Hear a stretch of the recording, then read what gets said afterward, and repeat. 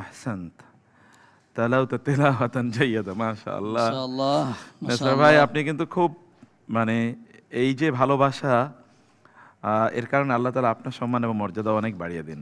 আল্লাহ। এর আগের প্রতিযোগী অনেকগুলা তাম্বি করেছে, তার এফেক্ট কিন্তু তার মধ্যে পড়েনি। সুবহানাল্লাহ, সে কোনো তাম্বি আলহামদুলিল্লাহ। করেনি, কোনো ভুল করেনি, একেবারেই পড়েই যাচ্ছে।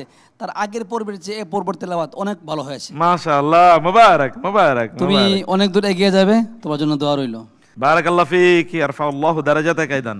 শেখ, মাশাল্লাহ, তেলাওয়াত খুব সুন্দর হয়েছে এবং সে মাঝে মধ্যে শেখ আইয়ুবের অনুসরণ করে, মাঝে মধ্যে আবার নিজের একটা স্টাইলে ওয়াকফ করে।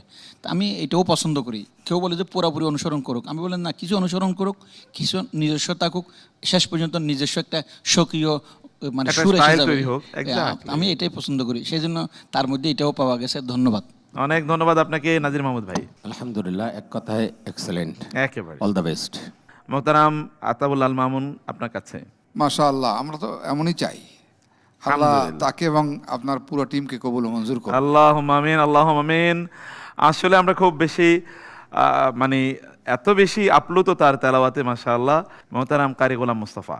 আব্দুল্লাহ আল্লাহর বান্দা আল্লাহর কোরআনকে লোহে মাহফুজ থেকে নাজিল হওয়ার যেই সুরলিপি, সেই স্বরলিপি উদ্ঘাটনের জন্যেই আব্দুর রহমান ইবনে আওফ রাদিয়াল্লাহু তাআলা আনহু, উবাই ইবনে কাব রাদিয়াল্লাহু তাআলা আনহু তারা প্রচেষ্টা চালিয়েছিলেন। শত শত মক্কার মুসলিমরা কোরআন শুনেই মুসলমান হয়ে গিয়েছিল। আজকে আব্দুল্লাহ আল মারুফের তেলাওয়াত শুনে আমরা সেইভাবে যাতে পঙ্গপালের মতো মানুষ এসে কোরআনের কাছে আসে।